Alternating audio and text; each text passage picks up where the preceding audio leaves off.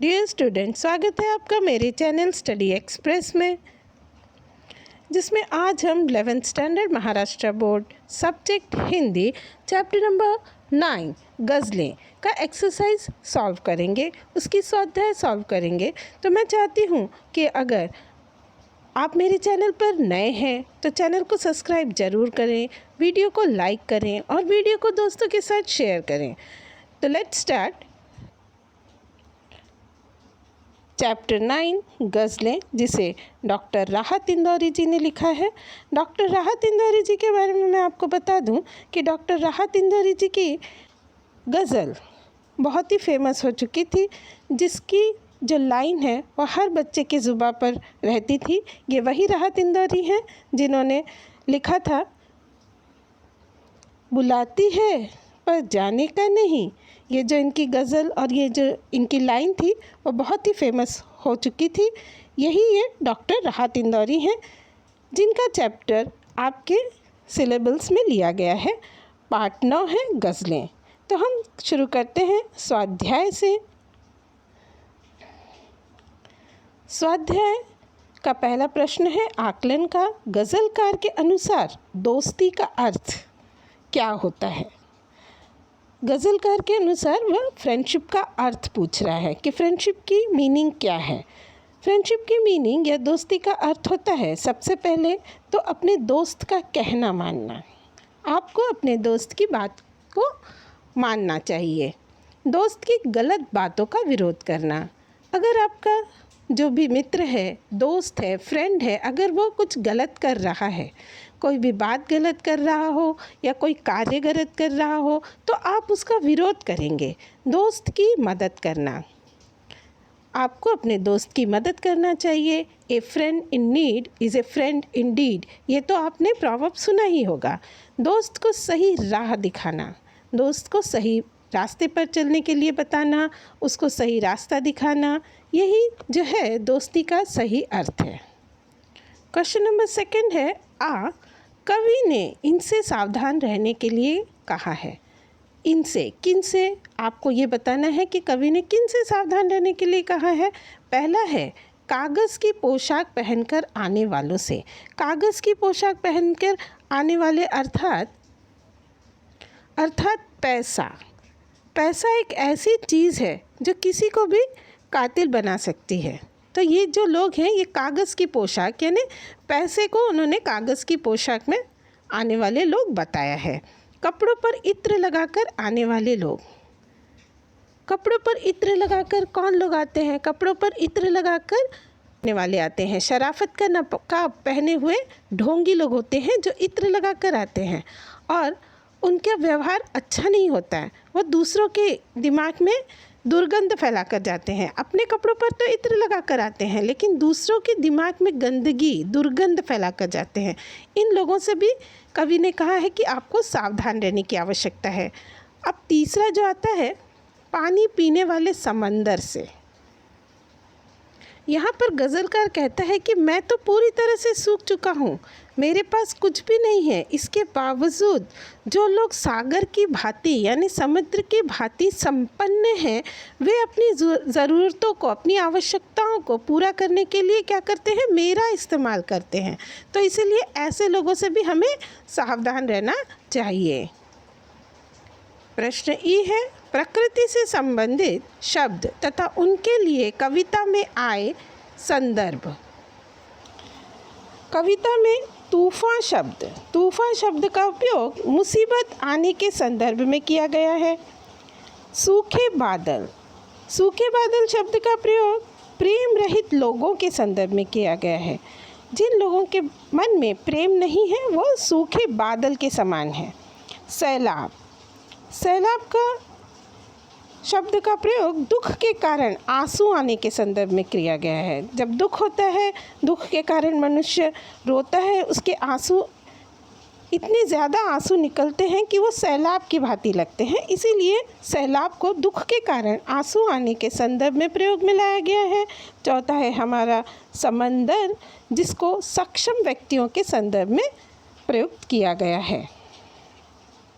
अब बढ़ते हैं हम नेक्स्ट क्वेश्चन की तरफ। काव्य सौंदर्य है।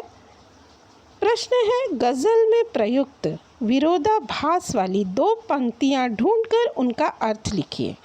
तो पंक्तियाँ हैं, मेरी बातों से कुछ सबक भी ले, मेरी बातों का कुछ बुरा भी मान। प्रस्तुत पंक्तियाँ डॉक्टर राहत इंदौरी द्वारा रचित गज़लें भाग अ दोस्ती कविता से ली गई हैं। प्रस्तुत पंक्तियों में गज़लकार यहाँ किसी भी परिस्थिति में सही का साथ देने व गलत का विरोध करने की हमें प्रेरणा दे रहा है कि कोई भी कंडीशन हो, कैसी भी परिस्थिति हो, हमें सही का साथ देना है। जो सत्य है, जो सही है, उसी का साथ हमें देना है। और अगर कोई गलत कार्य कर रहा है, वह इंसान गलत है, तो हमें उसका विरोध करना चाहिए। गज़लकार कहता है कि एक सच्चे दोस्त होने के नाते तुम मेरी सही बातों को समझो और उन्हें अपनाओ। यदि मैं कभी कुछ गलत कहता हूँ तो तुम उसका विरोध भी करो। गज़लकार के अनुसार हमें अपने पराये का फ़र्क भूलकर सत्य का निष्पक्ष साथ देना चाहिए। कोई हमारा अपना है, वह गलत कर रहा है, तो हम उसकी गलती को नज़रअंदाज कर दें। और कोई पराया इंसान है, वो नाम मात्र की भी गलती करता है, तो हम उसको बड़ा चढ़ाकर मान लें। ऐसा हमें पक्षपात नहीं करना है। हमें अपने पराये का फ़र्क भूलकर सत्य का साथ निष्पक्ष रूप से देना चाहिए। प्रश्न आ है, कागज़ की पोशाक शब्द की प्रतीकात्मकता स्पष्ट कीजिए। कागज़ की पोशाक शब्द डॉक्टर राहत इंदौरी द्वारा रचित गज़लें मौजूद कविता से लिया गया है। यहाँ कवि इंसान के दोगलेपन पर बहुत करारा व्यंग कर रहा है। गज़लकार ने कागज़ की पोशाक इस शब्द समूह का प्रयोग पैसे के प्रतीक के रूप में किया है। पैसे के प्रतीक के रूप में जो है, गज़लकार कागज़ की पोशाक में आने वाले लोगों को बता रहा है। यहाँ पर उन्होंने बताया है कि पैसे के कारण अपने भी अपनों के दुश्मन बन जाते हैं। पैसे की वजह से लोग अपनों का कत्ल करने से भी नहीं कतराते। नेक्स्ट आ जाता है हमारा अभिव्यक्ति का पर्सनल रिस्पॉन्स का क्वेश्चन है, जीवन की सर्वोत्तम पूंजी मित्रता है। सर्वोत्तम पूंजी क्या है? मित्रता है। इस पर अपना मंतव्य लिखिए। आपको इस पर अपना पर्सनल रिस्पॉन्स देना है।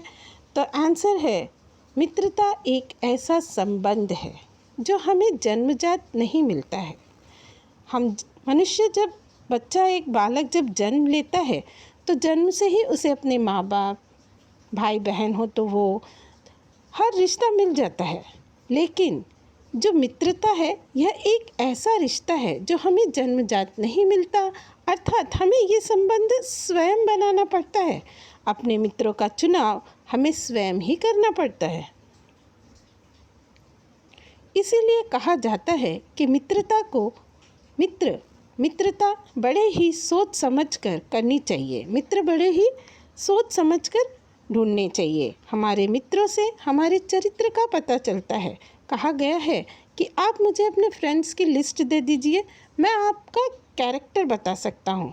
और संस्कृत की एक कहावत है कि राज दरबार और शमशान में जो तुम्हारे साथ खड़ा होगा वही तुम्हारा सच्चा मित्र है। राज दरबार से तात्पर्य सुख के समय से है और शमशान से तात्पर्य दुख की परिस्थितियों से है। अर्थात मित्र वही है जो हमारे सुख दुख में हमारा साथ दे। दुनिया चाहे एक तरफ हो जाए, लेकिन सच्चा मित्र अपने मित्र का साथ कभी नहीं छोड़ता। हमारे धार्मिक ग्रंथों में भी मित्रता के अद्वितीय उदाहरण देखने को मिलते हैं। कृष्ण और सुदामा की मित्रता, कृष्ण और अर्जुन की मित्रता आदि। सच्चा मित्र हमारे जीवन की कड़वाहट को दूर करके मधुरता लाता है। हमारे जीवन को आनंदमय और रोमांचक बनाता है। जीवन भर की पूंजी लगाकर भी हम अपने लिए एक सच्चा मित्र नहीं खरीद सकते हैं। वे हमने खोजने पड़ते हैं। हम उन्हें खरीद नहीं सकते, लेकिन उसे हमें खोजना पड़ता है, मित्रता बनानी पड़ती है। इसी कारण मित्रता जो है जीवन की सर्वोत्तम पूंजी कही गई है। सेकंड क्वेश्चन है, आधुनिक जीवन में बढ़ती प्रदर्शन प्रवृत्ति विषय पर अपने विचार व्यक्त कीजिए। यहाँ पर भी आपको पर्सनल रिस्पॉन्स लिखना है कि आधुनिक युग में, आजकल के युग में जो बढ़ती हुई प्रदर्शन प्रवृत्ति है, जो शो ऑफ हम करते हैं, उसके बारे में आपको अपने पर्सनल रिस्पॉन्स देना है। आज लोग प्रदर्शन अर्थात दिखावे को अधिक महत्व प्रदान कर रहे हैं। आज छोटे से छोटे कामकाज में भी लोग क्या करते हैं, दिखावा पसंद करते हैं, उसे तड़क भड़क के साथ ही करते हैं। अगर छोटे से छोटा, अगर आपको बर्थडे सेलिब्रेशन ही करना है, किसी का जन्मदिन भी मनाना है, तो उसके लिए क्या होता है, तड़क भड़क चाहिए, दिखावा चाहिए। सामान्य जीवन हो, खान पान हो, पोशाकें हो, धार्मिक तथा सामाजिक समारोह हो, इन सभी चीज़ों में क्या हो रहा है, प्रदर्शन की प्रवृत्ति बढ़ती जा रही है। लोग दिखाना चाहते हैं, दिखावा करना चाहते हैं। इस तरह के दिखावे में जो है पैसा जो है पानी की तरह बहाया जाता है। युवा पीढ़ी तो प्रदर्शन प्रवृत्ति से बहुत ही प्रभावित हो रही है। प्रदर्शन प्रवृत्ति के कारण आज समाज में भ्रष्टाचार भी फैल रहा है। इसी दिखावे की संस्कृति के कारण दहेज का विभत्स रूप हमें देखने को मिल रहा है। अतः हमें इस प्रदर्शन प्रवृत्ति से स्वयं को बचाने का प्रयास करना चाहिए। अब हमारा साहित्य संबंधी सामान्य ज्ञान का प्रश्न आ जाता है। प्रश्न है, डॉक्टर राहत इंदौरी जी की गज़लों की विशेषताएं। तो डॉक्टर राहत इंदौरी जी की गज़लों की विशेषताएं हैं, उनकी गज़लों ने मुशायरों को साहित्यिक स्तर पर सम्मान प्रदान किया है। इनकी गज़लों में आधुनिक प्रतीक और बिंब विद्यमान हैं जो जीवन की वास्तविकता को दर्शाते हैं, और इनकी गज़लें बहुत ही सरल व सहज होने के साथ ही साथ प्रभावी तरीके से अपनी बातों को सामने रखती हैं। नेक्स्ट क्वेश्चन है, अन्य गज़लकारों के नाम लिखिए। तो हिंदी के अन्य प्रमुख गज़लकारों में गुलजार, नीरज, दुष्यंत कुमार, कुंवर बेचैन, राजेश रेड्डी, रविंद्रनाथ त्यागी आदि का समावेश है। तो यहीं पर जो है हमारा चैप्टर 9 पार्ट 9 गज़लें की एक्सरसाइज पूरी होती है। अब हम अपने नेक्स्ट वीडियो में रसास्वादन के वीडियो में मिलेंगे। Thanks for watching the video.